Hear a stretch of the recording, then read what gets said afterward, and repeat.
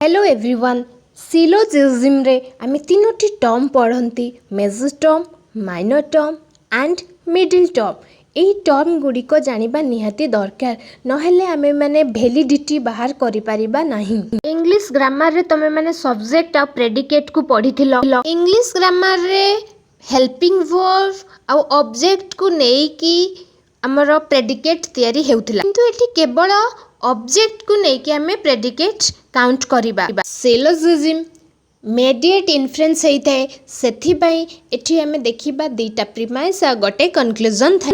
Conclusion लो predicate को major term कहा जाए, कंक्लूजन लो सब्जेक्ट को माइनर टर्म कहा जाए। जेउ टर्म टी बोथ प्रीमाइस रे ही केवल रिपीट हेता है ताकू हमें मिडिल टर्म कहंती। एई तीनोटी टर्म प्रपोजिशन रे दुई थर लेखाएं रिपीट होती, टोटाल 6 थर थांती। एही प्रपोजिशन रे लास्ट को जो लेखा है नो एस इज पी, एटा होची कंक्लूजन। प्रेडिकेट जगह रे पी अच्छी सेथि पई पी होची हमर मेजर टर्म, सब्जेक्ट जगह रे एस अच्छी सेथि पई एस होची माइनर टर्म। मिडिल टर्म कहितली जेउ टर्म टी दुई थर रिपीट हेतिबो प्रीमाइस रे, तो एठी प्रीमाइस रे एम टर्म टी दुई थर रिपीट होची, दीटा जाक प्रीमाइस रे एम अच्छी, तो एटा हला हमर मिडिल टर्म। फालासी फालासी रो मीन्स एरर, एरर मीन्स कोन भूल बा भ्रम।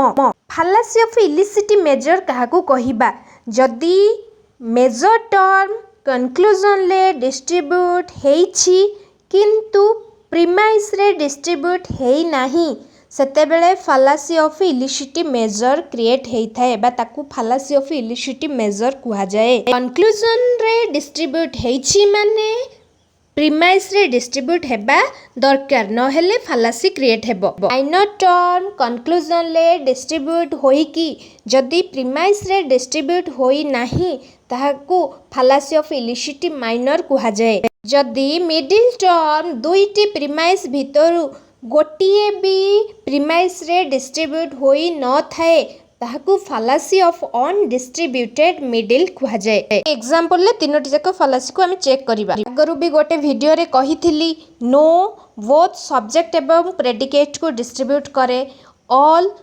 सब्जेक्ट को डिस्ट्रीब्यूट करे, नॉट प्रेडिकेट को डिस्ट्रीब्यूट करे। कंक्लूजन ले नो अच्छी माने एस भी डिस्ट्रीब्यूट अच्छी, पी भी डिस्ट्रीब्यूट अच्छी। ई हला मेजर टर्म, एस हला minor term. Major term P premise रे मध्य डिस्ट्रीब्यूट अच्छी, ताहले एठी फालासी क्रिएट हेउ नाही, no fallacy of इलिसिटी major. Conclusion ले डिस्ट्रीब्यूट अच्छी, प्रीमाइस रे भी डिस्ट्रीब्यूट अच्छी, जदी प्रीमाइस रे डिस्ट्रीब्यूट होई न थांता सेते बेले जाय कि फालासी क्रिएट हेइ थांता। माइनर टर्म एस कंक्लूजन रे डिस्ट्रीब्यूट अच्छी, प्रीमाइस रे मध्य डिस्ट्रीब्यूट अच्छी, so no fallacy of illicit minor. Illicit minor रो कोनोसी फालासी हेउ नाही। एठारे एम हेउची मिडिल टर्म। नियम अनुसार मिडिल टर्म जे कोनोसी गोटी प्रीमाइस रे डिस्ट्रीब्यूट होइतिबा दरकार। जदी दुईटी प्रीमाइस रे डिस्ट्रीब्यूट होउची करेक्ट,